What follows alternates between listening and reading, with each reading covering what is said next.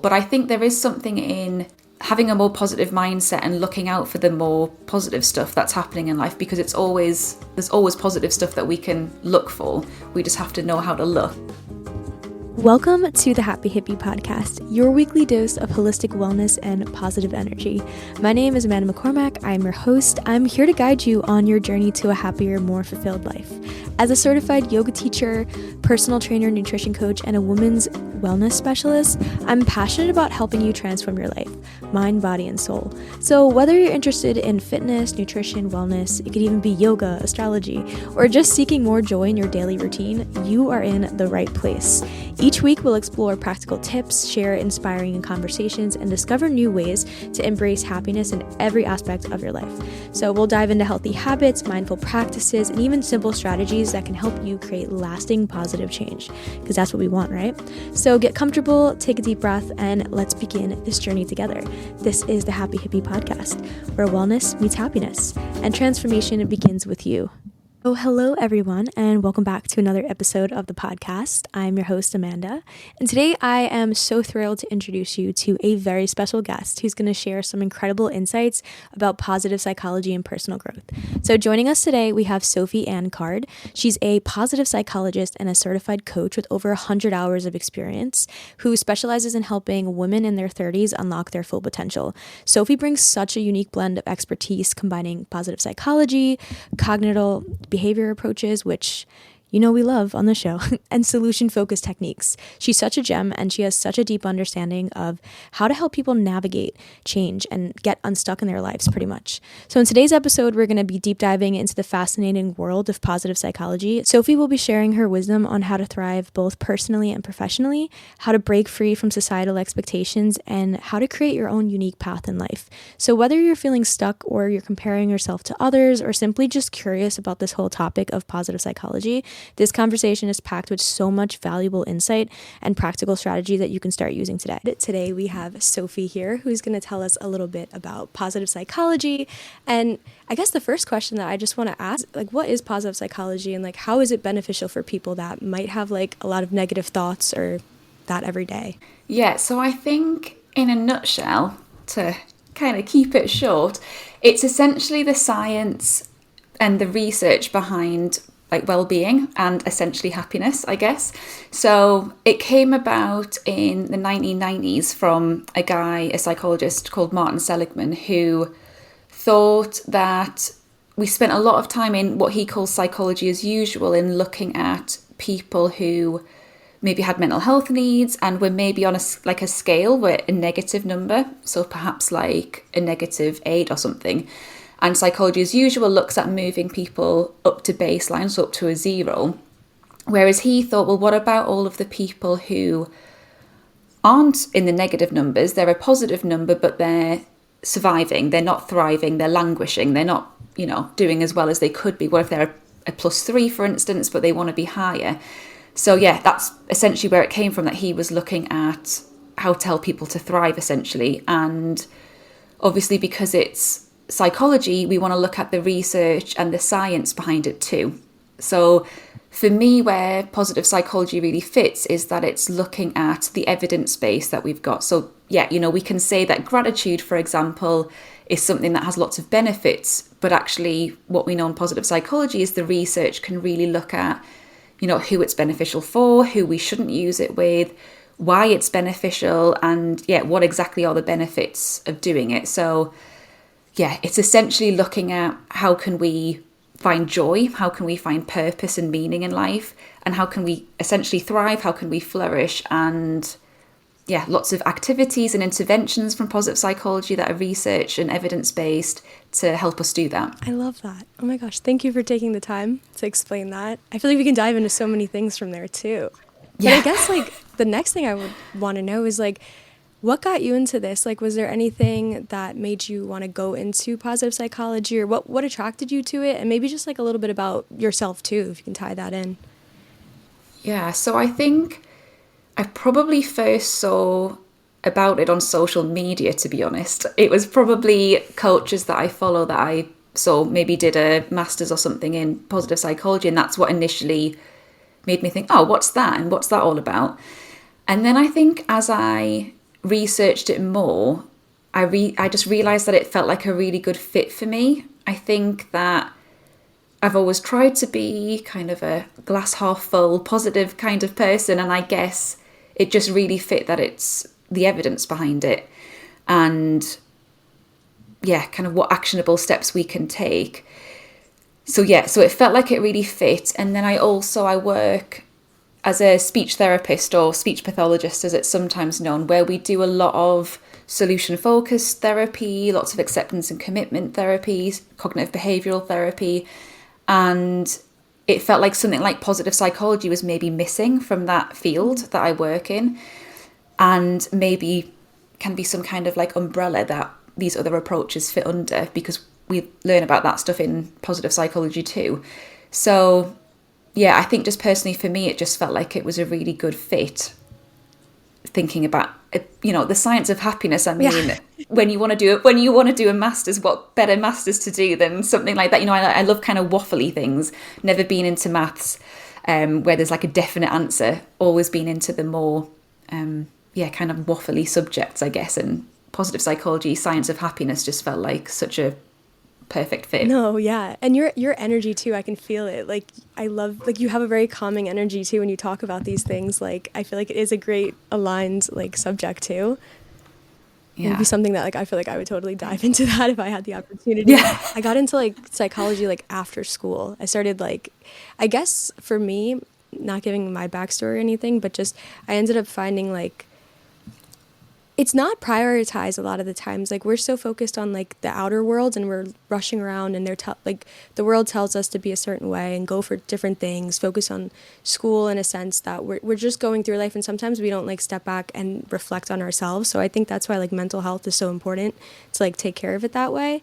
And I feel like from what I've seen with positive psychology too, like the little tips and like toolbox tricks, they help you remember that like we put a lot of external value on like happiness. Like, we feel like we have to like find happiness in other things, but I feel like using positive psychology, which anybody can do, you can remember and notice and kind of ground back into the moment to see like, hey, there's like a lot of things here that can really shift my mindset, and I don't have to like go and search for it in a way. Yeah, definitely. I think it's like what you're saying, we don't really prioritize it. Maybe we get so busy in life, in our jobs and careers, and seeing friends and family, that I think we just don't make it as much of a priority as it should be to actually think about, well, what do I want? What do I know about myself? What brings me joy? What makes me feel fulfilled?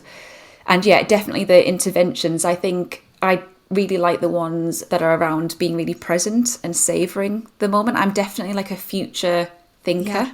I love to think of my 5-year plan and not really take any action towards it. So that's something that I found useful, is using it as using the interventions as more of a savouring thing of how can I be more present and in the moment, and just give myself what I need in that moment, and not kind of think too much about the future. Yeah, that kind of reminds me of just like mindfulness in general, like those types of practices. Do you have any practices that come to mind, or not even practices, but maybe even experiences with shifting your mindset to like the present moment, or like noticing like any of those activities that you were talking about? Does anything come to mind with like that topic? That I would love to hear more about it. Yeah, I think that one of my favourite things to do, because I recently moved and live in a area of London where it's a bit more green, which London typically isn't, but I love going on like what you call an awe walk, like an AWE walk, where you just are really present, noticing what you can see. So like maybe you want to go out and you try to notice like 5 green things, or lots of green items, or blue items, or something. So it just helps you be really present, and especially in nature. I feel like mindfulness is, really good to do in nature.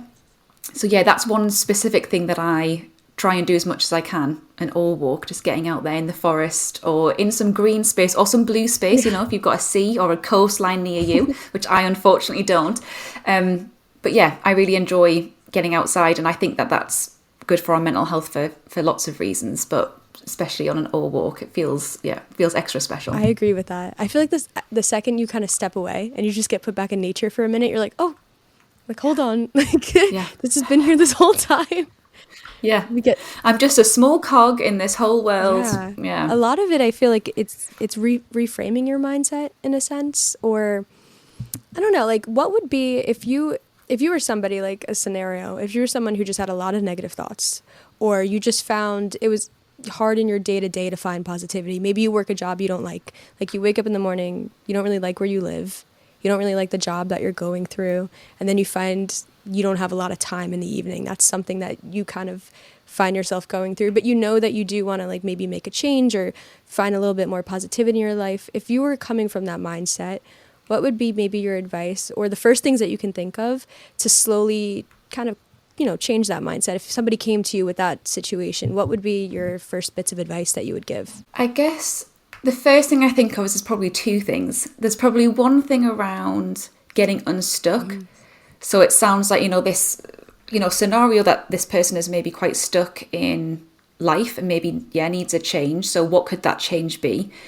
So that's the first thing. And maybe I'll come back to that bit in a second. But the second bit that you've asked more about is, changing of mindsets. And I think that there's something helpful about recognizing that the mindset that you have isn't taking you where you want to go. So I guess it's firstly that level of awareness of, this isn't helpful for me. These thoughts that I'm having or being stuck in this moment isn't helpful for me. And I think when you can recognize that, that's when you can maybe do something different.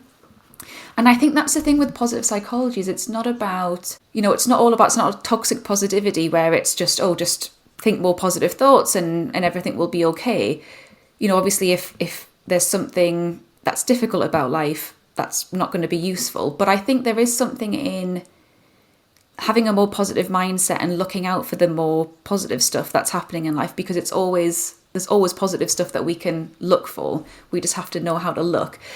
And I think that we tend to have a negative filter that we notice the stuff that's more tricky or the stuff that's maybe not going so well more than we notice the good stuff.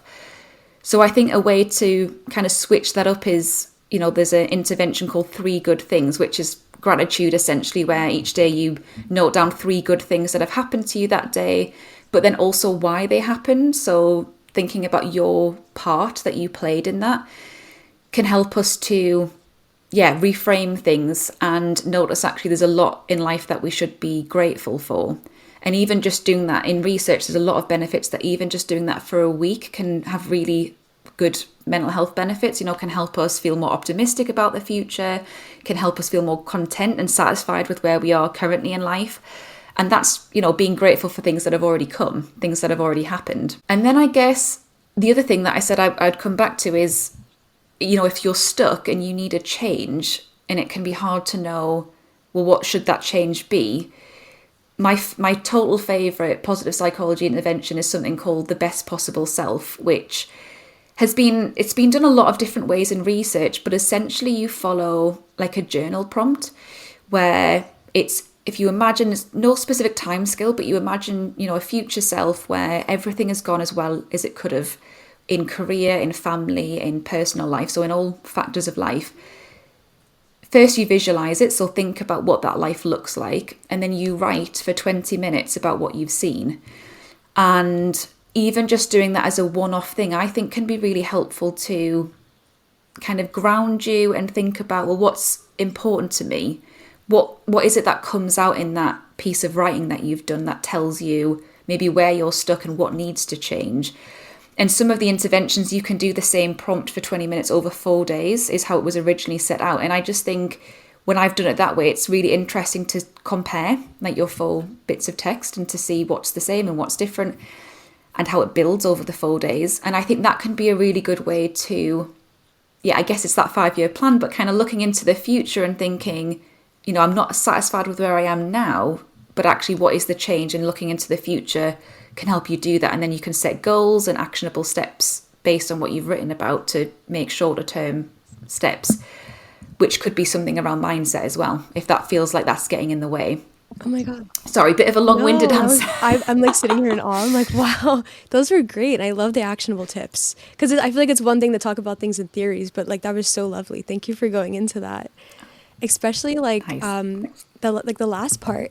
I feel journaling activities too. Sometimes with journaling, I feel like I want to rush through journaling. Like I'll put it on like my habit list and I'm like, oh yeah, I'll just write down my few things. But I think the idea of like sitting there fully for 20 minutes and like letting yourself put that visualization down and figure those things out.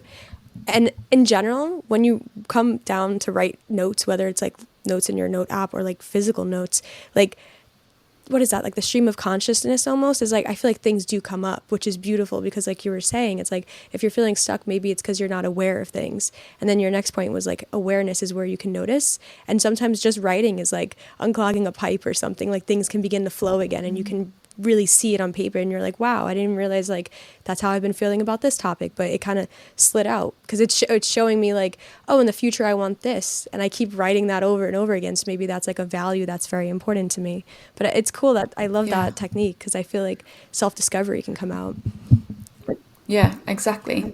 And I guess that it's like, because when I first did it, it was over the 4 days, and I thought, well, by day 4, I'm just going to be writing the same thing as day 1. But actually, more stuff can come out because, 20 minutes goes by quite quickly when you're sat writing about yourself, I guess, which is a topic that we can be quite interested in. But I think, the more times that you do it, the more stuff that comes out that you can think, oh, I didn't realise, that was important to me, but it's come up 4 times now that I've done this task. And keeping it somewhere that you can look back can be really powerful too. Yeah. You know what that reminds me of? Because I feel like it kind of groups into the topic of another reason I feel people can almost, in like my experiences, like if people feeling stuck or like a little unhappy, is they have some questions with maybe like life purpose or like their meaning. And I feel like that can tie into it. Is that something that comes up a lot, you think, when it comes to positive psychology, if somebody feels stuck, like they don't know what they're supposed to be doing, or they feel maybe they're supposed to be doing something else, there's like a standard they should follow? Does that like tie into positive psychology at all?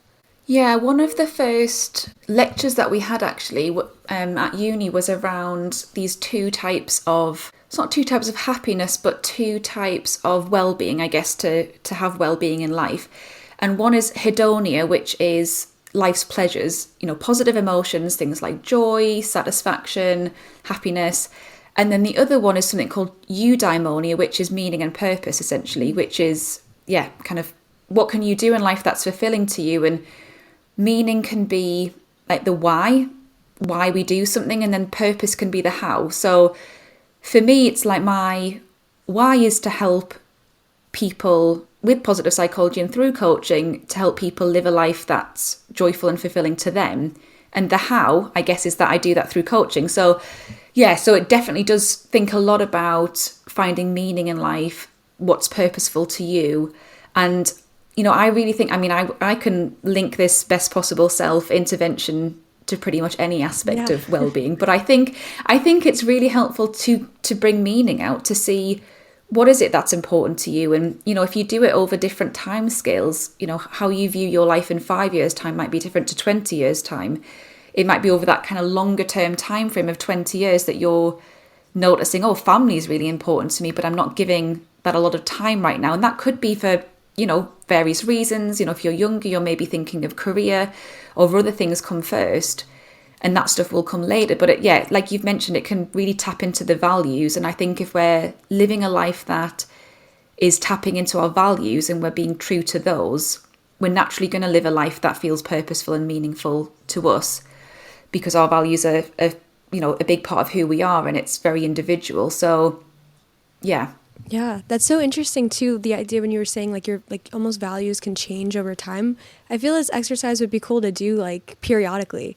Like you do it for the 4 days or so, and then maybe in a few months you check back in on it. Or if at the time, like as time goes by, it could be like a year or 2, and you check back in and notice if your values have changed. Because like humans evolve, we change, life happens. Like maybe your values move with it. But that's a great journaling activity. Everybody lock that in, write that down. Like I feel like that is so good. Yeah. It is a really good one. Yeah, no, I really liked it. And I also loved to bring it back earlier when you were talking about the journaling prompts for just gratitude. You hear that a lot where you're like, oh, write down, gratitude in general is like an awesome topic, and I feel like I can rabbit hole with that. But you do hear that you can write down like the 3 things that maybe you're grateful for. But I love that spin that you said where, how did you have like an involvement in it? Like that even I was like sitting here and I was like, oh, that's such a great activity. Like sometimes you don't even think that, like how to tie yourself into it and like how important you are in the things you do or the way that life unfolds. Yeah. And I just think it's bringing something with like gratitude being like a past emotion of what we've been, what we've been grateful for in the past, I think it really helps to tie it into, well, what could I do more of now and what could I do more of in the future to try and make it a little bit more like concrete or actionable in a way, why did that thing happen and what part did I play in that? I think it's a nice little extra couple sentences to write whenever you write something you're grateful for. That takes it to a whole new level. Also, guys, write that down. That's like the next journaling prompt. I'm like getting so much information from this. But it's like staying on the topic of gratitude too. Why do you think gratitude is like so powerful in the sense that it can like almost ground us back or bring us into like a positive mindset? Like your experience working with gratitude practices, or if you have any like science or research that has to do with it, like why do you personally just think it's like a powerful tool? I guess it's partly because, the first thing it makes me think of is because we just have this real negativity filter that we naturally notice, the stuff in the day that hasn't gone well. It rained and I didn't have an umbrella. Whereas we really don't notice the more positive things. So I think that's the first thing that comes to mind of kind of why it's so important. So from the research into gratitude, we know that it can increase positive emotions such as happiness and overall well-being. So when they use measures just very generally to look at well-being, they can see positive effects from just doing it for 7 days. So it's not even like you need to do it for a super long term. It's not months and months. Actually, just doing it for 7 days can have this effect. That's amazing. And then we know that it can last for months beyond that as well. Even if somebody does the intervention for like a week, a few months later they can still be benefiting from more positive well-being, even if it's a practice that they stop doing. Naturally, we might keep doing it anyway because we enjoy doing it, but it can help us feel more optimistic. It can help build resilience. And one of the things that it makes me think of is, this was one of the things actually that was really like a whoa kind of positive psychology moment for me, which is we've always known, or we've, for a really long time anyway, we've known what the purpose of kind of more negative emotions or kind of those uncomfortable emotions like anxiety or nervousness are. They keep us safe. We feel these emotions because there's some kind of risk to us, which now is things like belonging. If we sense that we're going to make a decision that goes against the grain, maybe that goes against what our friends are doing, what other people in society are doing, we worry, and that can make us feel anxious because we're taking a risk. We're potentially putting these relationships on the line. And I guess when we were, cavemen and women, it was that fight or flight response. We see some danger and it makes us feel anxious, and therefore we can, run away from whatever we need to. But we never really understood what the purpose of positive emotions is, other than, they just make us feel good and it's nice to feel good. But what we know from research by a lady called Barbara Fredrickson is that it's this broaden and build theory is her theory, which has been tested and it's, really evidence-based, which is essentially that when we experience positive emotions, such as joy and gratitude, they can broaden our view and our insight. So they help to increase creativity. They help us to explore new opportunities, to kind of put ourselves out there a bit more, maybe stretch that comfort zone.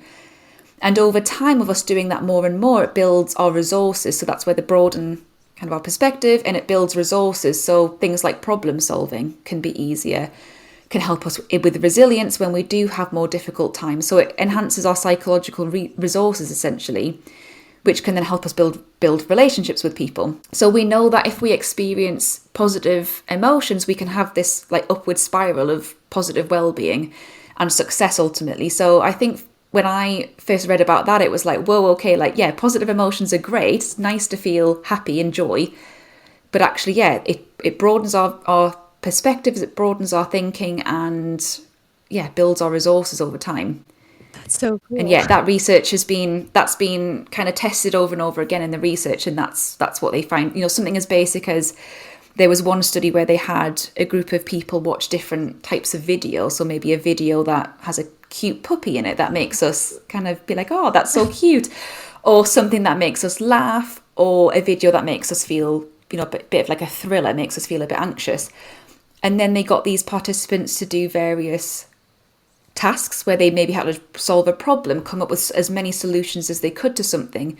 And time again, they found that the people who'd watched these more positive videos that had these more positive emotions linked to it could really problem solve these issues a lot more easily than the people who'd been put in the more negative frame of mind, So which cool. I just think that's just incredible. That's a crazy link. Because the same thing, like when I do like research for the episodes and when I'm looking at different things, you can find so much when it comes to like fight or flight or the reason we're nervous. And I've never actually thought that there was not that I haven't thought, but that's a crazy correlation, that there's something almost evolutionary, like it benefits us in a way to feel like the positive emotions and take in those things. And it was even interesting, the aspect that you said, like it can affect our creative endeavors too. Like it up levels you in a sense to expose yourself to these things. But the research is like so fascinating. Yeah. And there's so much of it out there as well, is the thing. And I think positive psychology is it's with all kind of psychologies, I guess it's trying to be really robust and super evidence-based so that we can understand it a little bit more. But obviously, trying to understand human behavior is really hard. It's not straightforward. It's not a straightforward thing to research. So yeah, but the more research they're doing over time, I think, is only going to add to the field, really, to add to its standing and its credibility. That's so interesting.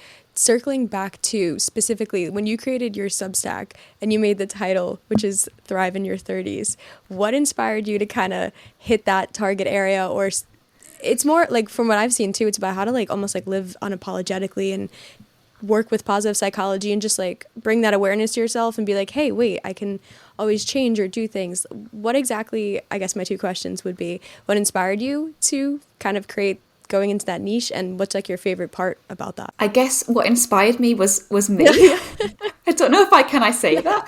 I think that, so I'm 32, and I guess it was me learning more about myself in my late 20s. I did some coaching with a coach around values and thinking about whether my career fit with my values, and that was like eye-opening for me, of being like, I've heard people talk about values before and not really thought about what those were for me. Family is important to me and stability is important to me, but what else really? So I think that was a gateway for me into thinking about self-development and, self-awareness, knowing more about myself. And I guess that I think of myself that I'm not following the traditional path. Like, I don't plan on getting married. I don't want to have kids. And I think as society, we can put women in a box and expect that that's just what women want to do. And, that's what a lot of women do. Yeah, but not always. And that's not always what we want to do. And so I think that's where the interest specifically for working with women and thinking about our 30s came from, is that there can be a lot of change as you're nearing up to 30. Lots of people talk about you've got to have done X, Y, and Z by the time you turn 30. And I just think that's a lot of rubbish. And you can just do whatever lights you up, do whatever brings you joy and, makes you happy. And I think that when you're in your 30s, and other decades too, but I think particularly when you're in your 30s, and I found lots of changes with my friendships where I've got friends that have, got married and had kids, or changes in career. Maybe this is the age that you start thinking, I've been in this career for like 10 years now. Maybe this isn't what I want to do. That tends to happen, or can happen a lot from what I see anyway, in your 30s. So I think that's where this interest came from, women specifically. And 30s as a decade being a real time of change and transition for ourselves and for other people and our friends. And Thrive in Your 30s, I guess, came because I like an alliteration. I was like, if I can get two ths in there, that's always good. And I guess the positive psychology element of thriving and flourishing, that's where that came from as well. Just thinking, how can I, because I did my coaching qualification, my coaching certificate a few years back, and then I learned about positive psychology, and it was like, wow, okay, I can kind of integrate this with my coaching as well. So I just think it's a perfect fit. So it's basically about living unapologetically. I think do what you want to do, what's true to you, what's authentic to you. Find joy on your own terms, and if that is what other people are doing, great. But you don't need to compare yourself. Do what you want to do, and if you don't know what that is, coaching is one thing that can help you figure out what it is, and how to get unstuck and live a life that you want to live. Yeah, I do agree, especially because we were talking about the whole thing where the number one step is like having the awareness. And I feel like changes, like you were saying, changes trigger that. It triggers where you're moving through life and maybe you kind of get like stagnant in your routines, or you're just not noticing it. Maybe you're just becoming a little unconscious with things, and that's totally fine. That's life. But when something happens and it moves out, it kind of like pulls a curtain on whatever was in front of you, and now you're looking at something else. You may start to notice or be like, oh, and you reflect on different things. And I feel like, yeah, definitely change is something that brings that up for sure. And also building on what you said, 100% with like the ideals I think women are put under, like we're supposed to be going a certain way or doing a certain thing. And then I do think the digital age adds on top of that, like having access to social media where you're seeing people you know and then people you don't know. A lot of it, sometimes like I'll find myself comparing. I'm like, wait, I don't actually even know this person. Like this is it. Yeah, it's like, I'm like, I see the way someone else is living. I'm like, well, yeah, like they grew up in a different place. They had a different background. They had this and this. This is what, like, you have to like step back and realize that. But it gets very hard, I feel, with the mix from what we're told growing up versus what we're seeing and just living in the modern age with that. Do you have any advice maybe when it comes to like social media and like comparison? Because I feel like that's a big issue with like anybody, but especially women. Sometimes I feel like the comparison can be something that we fall into a lot. Yeah, that's such a good point. And yeah, because we just scroll and we see the best of things. And I guess that's something that I try and do, is remind myself that that is literally someone's highlight reel. They're posting that because they want people to enjoy it. They want people to like it. So they literally double tap. And I guess that's just something to do that I try and do with myself of, when I do compare myself to people that I've never met before, it's like, but actually you don't know their truth. You don't know that that's their full picture. And I don't know. So I'm seeing lots of positive things from them, but that doesn't mean that I want to swap lives with them, because I don't want to take all of the other stuff that they have to do. So I can compare myself to one element of something they're doing. Maybe they have a really thriving business and I'm like, oh, I want a thriving business too. But actually it might be, that there's a whole host of other things that they have in life that I'm like, well, I wouldn't want that. I just want that good bit.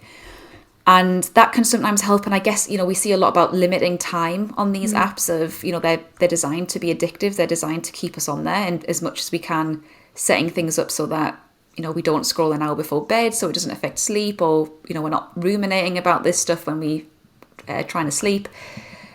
Trying to just keep off them as much as we can, which I find hard. I literally got home from work today and I sat probably for about an hour just like scroll. Man, it's like the decompression of it, because it's like it gives us like a dopamine hit and we quickly like want to have and I talk about social media a lot on the show too, but I'm the same. Like I go through phases where I feel like it's being very conscious and setting the habits, like you're saying, where you have to ahead of time think. Because if I don't plan ahead of time and I tell myself like, oh, I'm going to start my bedtime routine at X amount of time, or after work, I'm going to have like books readily available, or maybe something else I could do. Or if I don't like set it up ahead of time, it's so habitual to like pick up the phone and just like turn it on, and then you get caught up in it, which it could be beneficial. Like there's some things that are good on there, just like everything, but it does sometimes come into a rabbit hole where like I can spend like half an hour just of my whole time just gone, just like looking at different things, and I go through like little loopholes. I try and use it more, try and consciously, I guess, use it for inspiration of looking at people who are maybe further on in their journey with something like positive psychology than I am, to try and find, the inspiration of, oh, what did they do? And maybe I can replicate it. But it definitely, gets into the opposite, that I'm then just doom scrolling and looking at stuff that that doesn't help me move forward. Sometimes if I have like the urge, right, like I really want to scroll, I'll go on Pinterest, because Pinterest my Pinterest, because I've just been like curating it, it'll bring like positive quotes and like art pictures. And then sometimes for me, like I'm big into like tea and like herbs and like natural healing, so I get tons of stuff with that. And sometimes I'll get like literal pictures that have information on it, so it's like I can kind of learn and read. And I'll use Pinterest if I like really need social media, quote unquote, and like I have to scroll. I'll do Pinterest, or there's an app called Lemon 8. It's like lemon and then the number 8. Now, it's like owned by TikTok, I think, but it's a swiping app where people post like advice, or they post like inspirational thing. So there'll be like my 5 favorite morning habits. So it does border with social media because there's going to be people on it posting their own content, and you may fall into the comparison trap sometimes. I can slightly find that, but I find like overall the information on there is like so much more motivating and positive, and I can get like actionable information. Like I find myself screenshotting, like my phone goes on fire because I'm like screenshotting all the stuff that people are putting up because it's either really good advice or like different things to try or habits. So when I feel like I really need to scroll sometimes, those are my 2 like middlemen. Like I'll go to them instead of like completely logging off because I'm like, oh, I need to go on the computer for like a little. Pinterest is one that I've been delving into in the last couple of months because it does just feel like a more positive space. Like there's more positive things on there, and I feel like I don't get locked into who is it that's shared that, who is it that's posted that. It's more just about like the picture, like you're saying, and often it's quite positive and colourful. And yeah, it's a good escape for getting away from, if you're trying to like slowly wade and you're like, oh, I don't know if I can like totally take a break, like try Pinterest for a little bit. For sure. But actually kind of going in that area, do you, because I know you mentioned the nature walks too, when it comes to like breaking away and kind of coming out of like the thinking, or if you're trying to break away from something, do you have any like habits or hobbies that you like to do that help you kind of just feel better? Like it could be very small. It could be like something like you mentioned, like going for a slight walk every now and then. But what are some things that you think that you reach for when you just kind of want to feel better or just log offline and focus on being more positive and tuning into yourself? I think journaling is probably the biggest one. I definitely like to make space for journaling, and I tend to find like some kind of prompt online. I like to journal with a prompt. I'm not someone who can just sit with a blank page and write my thoughts on. I know some people can do that. I always need like a little prompt just to get me started. Yeah, get the kind of the ball rolling. And I like to use positive prompts, something that delves into, I guess, like the best possible self, something that delves into something that's more positive, so it gets me writing about that type of stuff rather than writing, kind of more negative stuff, which could get me in a bit of a downward spiral. So I get definitely journaling is the first thing that comes to mind. I love to swim. Oh, cool. I really enjoy swimming. There's something, I don't know what it is, just being like in the water just makes me feel really free. Like if that's one time. Swimming is like a moment where I can feel really present, like really tuning into my body and how I feel in the water, that I'm just floating around.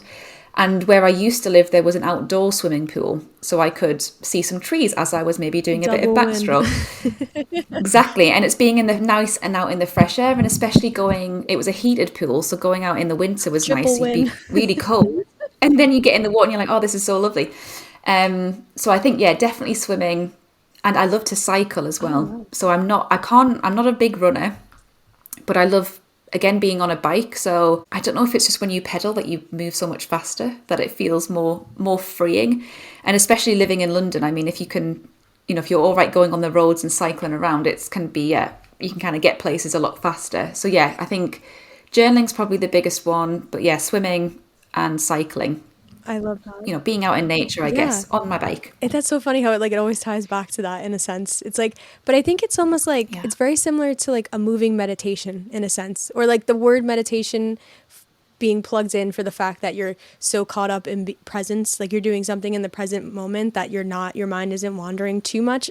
Or if it is, it's usually like, I don't know, like sometimes moving, that exercise or like yoga is in that sense, or if you're doing things repetitively, like you're constantly like moving your legs, you're moving your arms, you're concentrating on that. And then also I think exercise endorphins, like just in general, do help you feel like a lot better.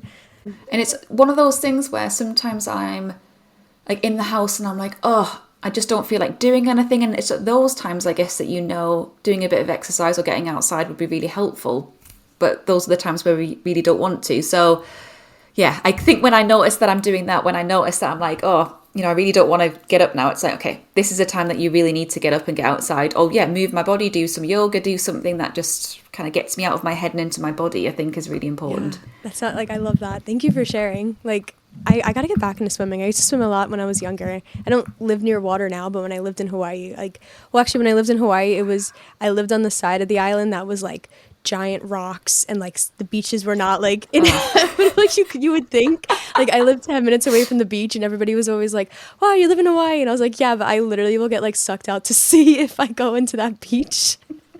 But Or just like stuck on a rock or something. yeah, Like, it's not, not as picturesque, I guess, when you think of Hawaii. no. I think of like the golden sand beaches, not so much the rocks and the Yeah, jagged like that side of the edges. island is the volcanic side. Well, the island I was on was volcanic, and the side I was on was prone to eruptions. So when eruptions would happen, there would be the beach, and then the lava would slowly like flow into the water, and it would just create a giant shelf. So the beach would drop rapidly. So then when waves would come in, they would like be humongous. So the tide pulled a lot, and then the waves were huge. There were spots you can get away with swimming, but actually funny enough, the only beach that you could swim at was a nude beach. So it was like you had to compromise swimming with seeing a bunch of naked old men.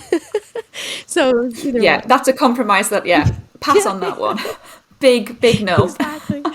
But sorry to go off on that tangent, but literally that like I haven't swam in a while, but circling back, I guess, because we were talking about, I guess, like physical hobbies and things that you do to like increase happiness, and you were saying you like to tune into like journaling and those things. Are there any other areas or topics that you want to discuss when it has to do with happiness or positive psychology? Is there something that like maybe we didn't tap on that you love to chat about, or something that just like is your like niche in it, or anything that you just want to share? Well, I guess with my coaching stuff, it's like tapping into both of those elements of one being mainly joy. I mean, I love joy specifically as a positive emotion to tap into, but also the meaning and the purpose in life. I think that those two things, like mentioning before about the hedonia and the eudaimonia, those two things coming together, I think, really fits. And that's what I want to think about a lot with my coaching when I have clients who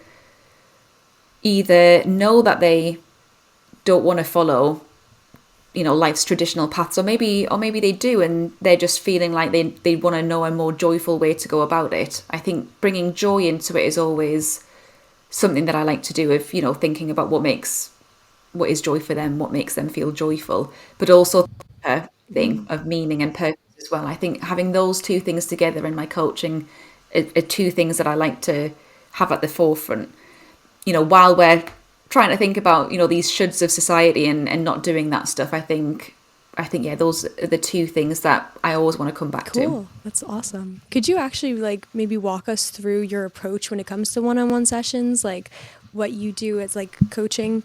Do you like maybe what your approach is, or where you kind of start with it, or if somebody is looking to kind of improve themselves, like what would you say if people were going through something like that? Hey, maybe this might be a good option for you to explore a little bit. I feel like coaching can be used for a whole host of things. So it can be, I guess the first thing is you need to have an awareness that there's something that you want to change. There's something that's maybe not quite right, or not fitting quite right for you. So that could be feeling a bit stuck. So feeling stagnant, feeling like, you're doing certain things, but things aren't moving forward, or feeling like the life that you're living just isn't a good fit for you, that it's not bringing you as much joy as you would like it to be. And within a coaching session, so typically it's, a normal coaching session might be 60 minutes, you might do like a bit of more of a deep dive for like an hour and a half or so. But I typically always start with thinking of what's gone well. So trying to, induce this positive emotion right from the start. So just thinking about, what's gone well in your week. So thinking of that more positivity, that more positive filter. If it puts you in a good mood at the start of the session, you're going to be more creative. You're going to have that broaden build effect in the session when we're thinking through actions and next steps. So that's one thing. And also it's just, it's just nice to track that progress. Sometimes people might share something that's gone well that week, which is an action that they had from the last coaching session that we had. So it's a way to, I guess, tap into what they've accomplished. Yeah. I love you, which can be a big like a big part of well-being as well, can be like recognizing our accomplishments and noticing when we've done something well, and I guess giving ourselves praise for that, which I don't know about you, but in the UK we're not really very good at that. We have this kind of stiff upper lip mentality of things can be going good and we can do good at good job of things, but we can't tell that to ourselves or to other people. It's like we have to be no, that would be braggy. That wouldn't be okay. That's, that's too cocky. You can't say that stuff. So, but yeah, accomplishment can really help with well-being. I see that in the Irish culture too. A lot of the times it'll turn into like jokes. Like the second you get like a compliment on something, you like back end it and turn it into a joke real quick where you're like, oh no, and you like laugh it off instead of like accepting. And I think so tapping into that initially of, what have you done that's gone well? Again, I guess thinking of what part have you played in that and what did you do to make that happen? So yeah, always starting with that idea of what's gone well for them. And then coaching can be for like the main topic of the session, depends on what the person wants to bring. So it might be that based on something that they've been thinking about or something they've done that week, they're like, oh, I really want to dive into this next step, which is, I've achieved those things and what can I do next? So it might be, now I want to think about my comparison and the fact that I'm comparing myself and, I don't really know what to do with that. And then in coaching, we would ask lots of questions to get to the bottom of what that could be about and increasing that awareness. And, that's where coaching is very different to other things like mentoring, where it's all about us helping the client get to where they need to get to. Yeah. And for me, I guess I bring some positive psychology things into that. So if somebody brought a certain issue or a topic, I might bring an intervention in there or something like their strengths. Strengths can be a really big thing in positive psychology too. So it might be that I bring some research, bring a questionnaire, something around positive psychology in there. And then obviously action planning and things at the end to think about, from what we've talked about, what do you want to take forward and putting some steps in place. So that's kind of how a specific session might look. But over the course of numerous sessions, I guess I always start with looking at where they want to get to. So in session 1 of, say, a block of 6 or so, thinking about, by session 6, what would tell you this has been a good use of your time? What would tell you that you've got from this what you need to? So really looking towards, I guess that's where the solution focus comes in, of the best hopes for the time that we're going to spend together. So really kind of zooming out, I guess, and having that slightly longer term approach. And then it might be dependent on what they've said there, that makes me think, I wonder if this certain topic might be helpful for us to explore at some point. And I guess it would just be a suggestion. They obviously wouldn't have to say yes if they didn't want to. But yeah, from what they've said with that, there might be certain topics that come out that we can explore later. But also with that positive psychology lens and that solution focused lens of, well, what are you already doing? So if we imagine that all of those best hopes happening for our sessions is a 10, where are you now? And typically people are already a positive figure. They're already, a 2 or even higher, that they can tap into, what they're already doing. So, well, I'm a 3 and, what tells you that you're a 3? Or, well, I'm already doing this. I've already thought about social media and how that affects my comparison. And I've taken some steps to reduce that. Oh, and what difference has that made? Well, it's made me think be a bit more present. It's made me think less about what other people are doing, more about what I'm doing. So from that first call, really taking in what's already going well, there'll already be things that you're doing, that are happening, that are positive things. And how can we build on that? How can we do more of that, essentially? I love that. Thank you for sharing a little bit about that process.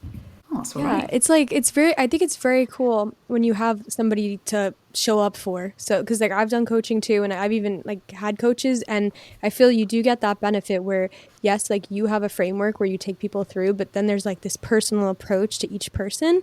And then on top of it, almost like what we said before, sometimes we can't even realize like we've made progress. So like almost coming to somebody and like being able to explain, like going through your week, you become aware where you're like, oh my gosh, there is progress in this area. And I feel like the connection between like a coach and like a person like really helps in that way. So I if anybody would be interested in finding your services, is there like a certain place they can go to? Yeah, so I have a website, which is Sophie Ann Card, Ann without an E, so Sophie, ANN, card.com.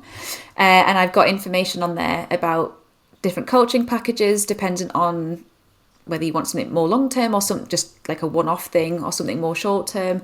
And my Substack as well, so thriveinyour30s.substack.com, I think is the URL. I post a lot on there just about things that are really of interest to me, specifically for people in their 30s. But there's links from there as well to find my website through that. Perfect. As well. And I'm on Instagram, but a lot less. Me and Instagram do No, not get on hugely well. No. But yeah, Sophie Ann Card on that one as Okay, well. I'll be putting those in our episode description, so if anybody wants to go check those out. And I also do recommend her Substack because I was going through it and I was having a blast. I actually like re-downloaded the Substack app just to have like your subscription. So Oh wow. I had it and I Oh, deleted nice. it, and then I got back and I'm like, wait, this is great. I'm like, I'm gonna hang around here for a little bit. Nice.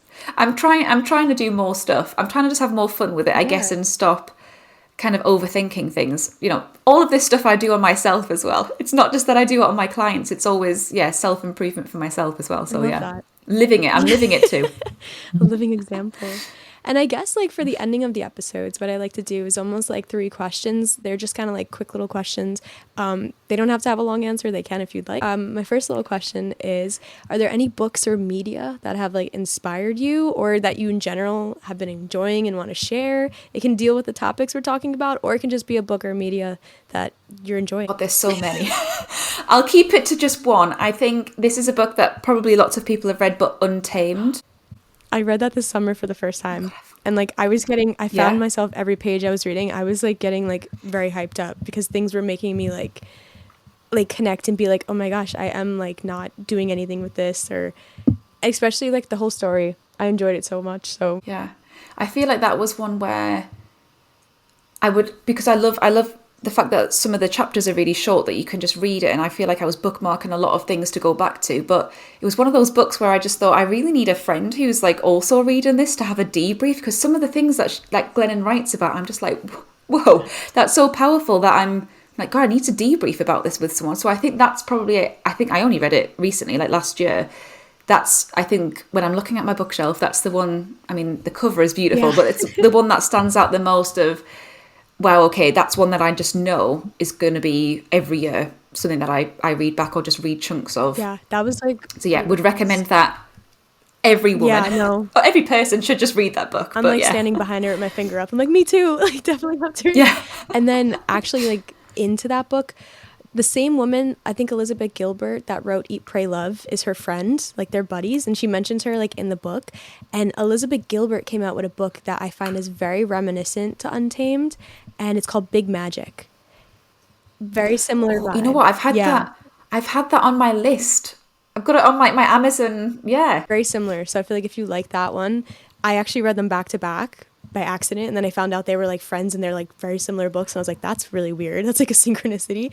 But if you wanted like a continuation of that vibe, I would definitely recommend Big Magic. It has to do a lot with your inner creativity too. So very good. Definitely gonna purchase that then. Thanks. And then good tip. my second question, very similar, kind of same thing. Is there like a favorite quote that you kind of fall back on that motivates you, or like something that gave you like an aha moment that maybe you'd like to share? So I can't think of anything specific off the top of my head, but it would have to be something about like living life on your terms, finding joy in whatever that means to you. I think it would have to be something about being true to yourself and doing what you want to do and not what other people say, whatever that means to you. I feel like that also aligns like with your Substack theme. Like that's like basically what I got from it. So that's perfect that kind of like I'm glad that I'm glad that's what you got from it. I'm glad that translates.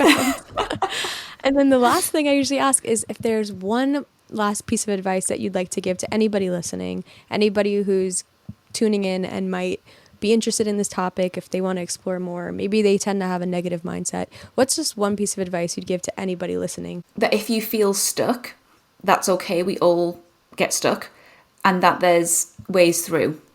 There's always a way to move through feeling stuck, and you don't have to stay stuck forever, essentially. There's things that you can do, and maybe now's not the right time, but if it is ever the right time, there are things that you can do and support out there to feel unstuck, and just know that it won't last forever, and there'll be things that you're doing that are already making such a huge difference. So try and focus on the stuff you're already doing and just do more of it, because there'll always be exceptions to kind of those negative emotions.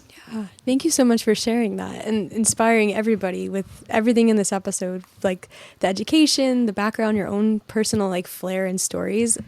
Everyone's going to love this episode. I'm very excited for it to air. And thank you for taking the time to come on to today's show. That's all right. Thank you. Thanks for having me. Yeah, I hope it's helpful for people. And like I said, to anyone listening, check out the description below. I'm going to link all of Sophie's socials, her Substack, her website, all the links to anything that she's offering, her coaching. So just check it out. There'll be tons of good stuff down there. And that wraps it up for this week's episode. So thank you from the both of us, and have a great day.